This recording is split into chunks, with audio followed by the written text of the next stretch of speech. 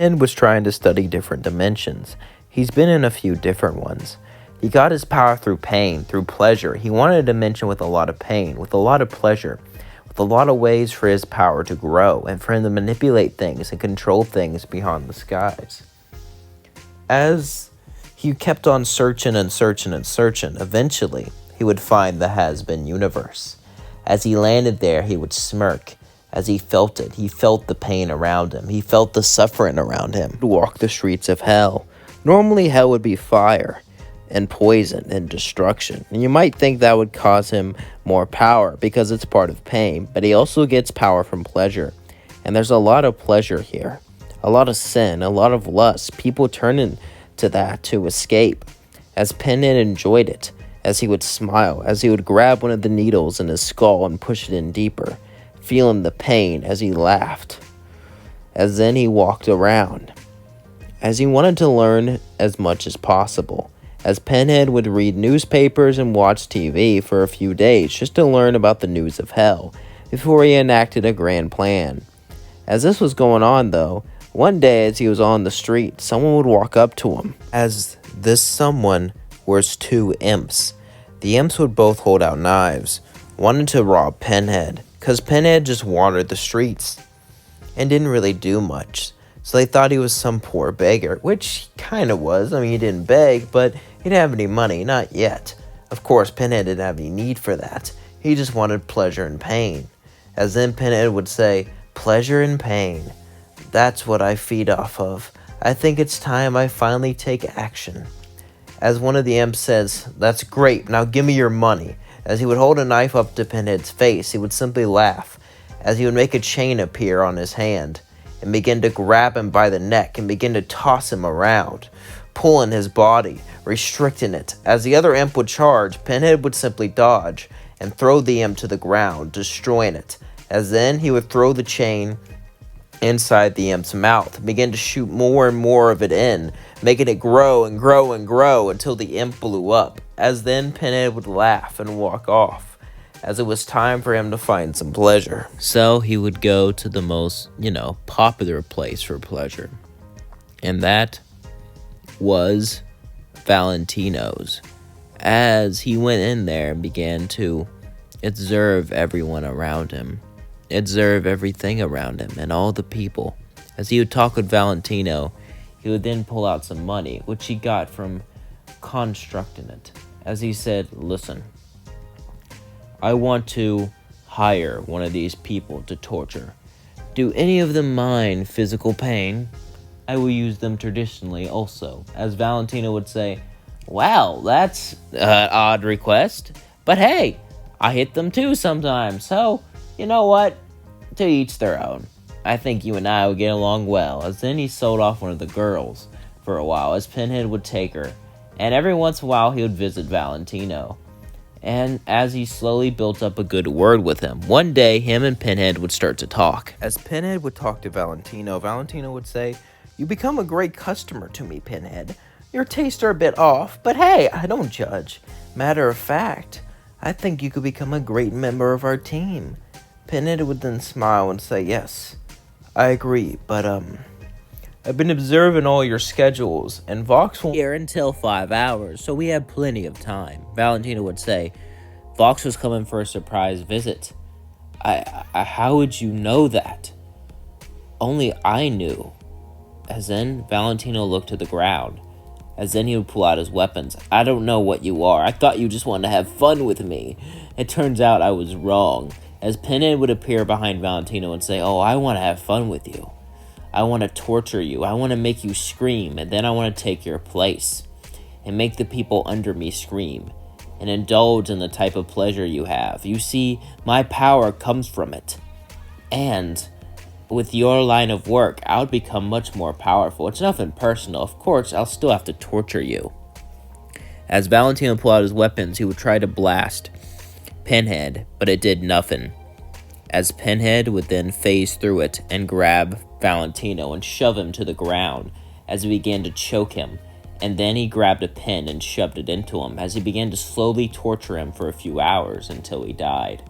As then Pinhead would disguise himself as Valentino and discinerate the body as he waited for Vox. Pinhead took the form of Valentino. Now it's time to act like him. He observed him, watched him, and he knows how he acts.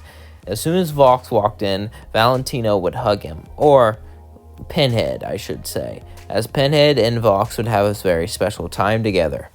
Pinhead didn't mind it. He got power from pleasure, after all. And if anything was worth manipulating him over, it was this.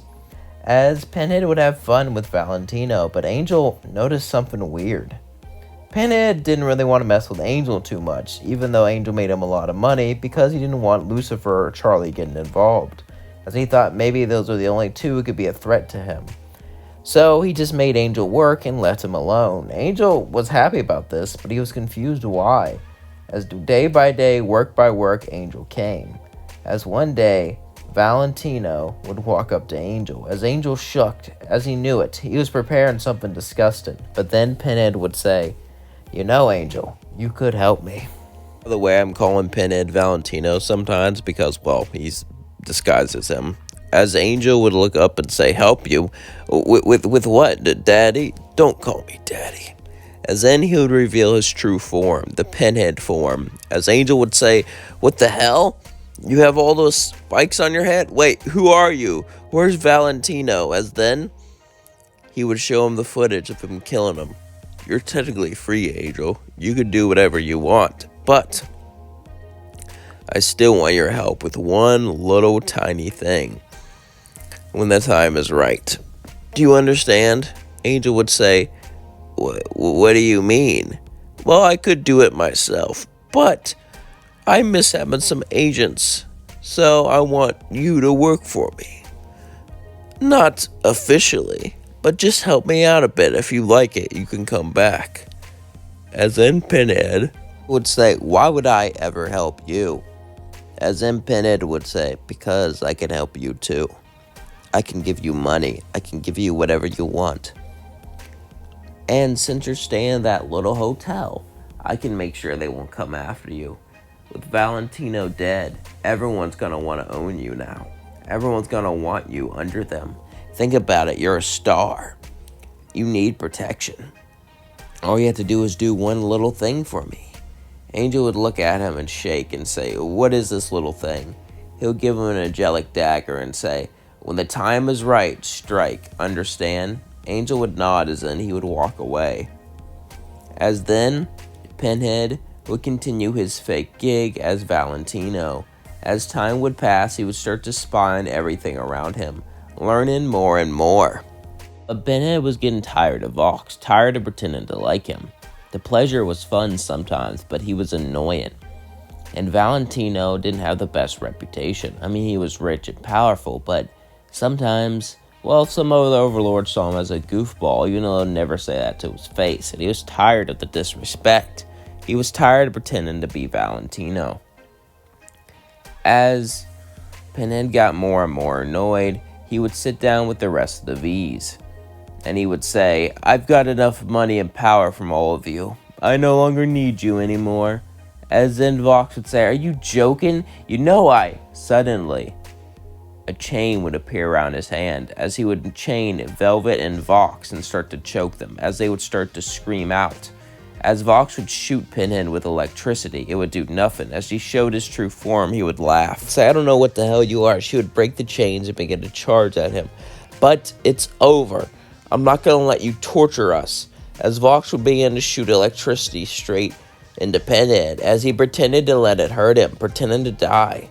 As then they would both look around, confused on what he was, but then he would stand up and phase through the floor, as grabbing Velvet and pulling her down against the floor, hitting her head again and again and again and again, crushing it.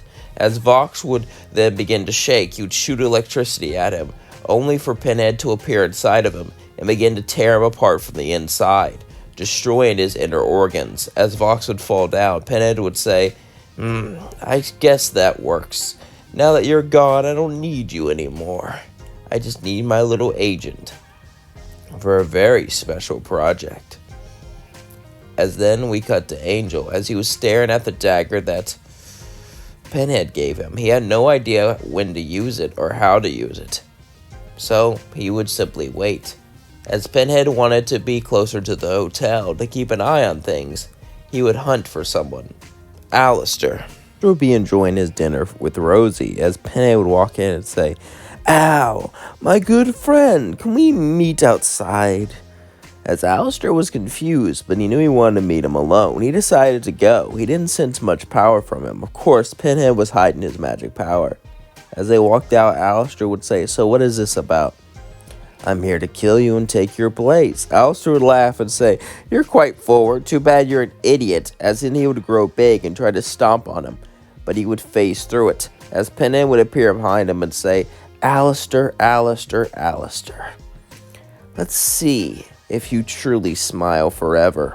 As then he would take out needles and begin to inject it into his skin, forcing it in, forcing him to bleed. As Alastor fell down, Pinhead would use pins to hit him in each pressure point. Now, he could just destroy him right away, but he wanted to feed off his pain, making it as long as possible. As Alastor began to cry out in pain and suffering, he kept on smiling. As Pinhead said, "So you're forced to smile. Interesting. I wonder if you made a deal. I guess we'll discover later." Alastor would then hit him with a tentacle, as he would phase through it and grab the tentacle, pulling it off. As Alastor would hit him again, he would fall down and begin to enjoy the pain as he let Alastor hit him, as he let Alastor hurt him, just to enjoy it, until he got bored and decided to destroy him, as he pulled off all his tentacles and began to strangle him with it. As Pinhead simply laughed, looking at him, watching him suffer, watching him be destroyed in pain. As Pinhead decided that it was time for him to go. As he shapeshifted into Alastor, he would join the hotel without a second thought. He got all his mannerisms down perfectly as he pretended, as he watched and waited for the exorcism to come, as he had a plan. As it got closer and closer and closer, eventually he would get things set up. As Pinhead would pretend to be Alastor, he simply waited in the hotel, as he made sure Angel knew what to do, and didn't know what to do. Angel knew when the time was right to strike, but he didn't know anything else. That's why Pinhead liked it so much. If Angel went rogue, he would still be able to do his plan. As then he went to the roof a day before the exorcism. As then he used a tentacle to dig a hole in one of the roofs and cover it up with magic, so someone could step on it and fall down. This would be exquisite. As then Pinhead would simply walk away, as Charlie would walk up there and say, "Ow, you've been quiet lately." Alastor would simply sigh. It's Pinhead, I just call him Alastor sometimes. As then Alastor would go, "Charlie, I'm enjoying it here, and I'm scared it'll all end." Charlie would say, "Oh, you do have a heart, I know." As then Alastor and Charlie would go down to the hotel.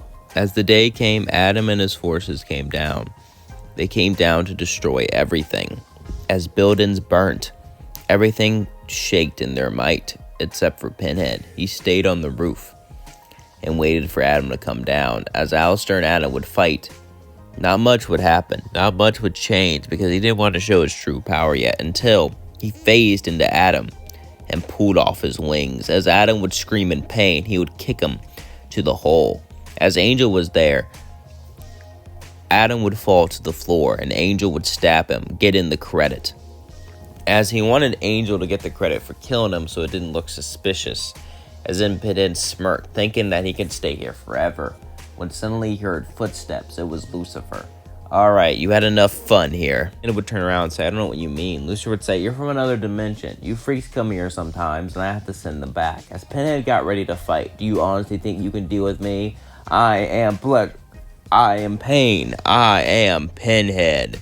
As he got ready to fight, Alastor would say, "Pinhead sounds like more of an insult than anything. But anyway, you should get going." As then he would open a portal, Pinhead would start to get sucked into it. As then he would be out of the Hazbin universe. As he was pissed. Would be furious. He couldn't believe this. How was he ousted so quickly? He was having so much fun, so much pleasure. That was one of the best universes he visited. However, then he would pull out his little orb and see that Angel was still there. He can manipulate him, get him to do things. He can still have fun there. He just has to be more subtle about it. That's going to leave things off. Don't forget to like, comment, subscribe, and share with all your friends. Hope you all enjoyed this story. I know I did. Thank you all for everyone who suggested it. Love you all so much. Peace out.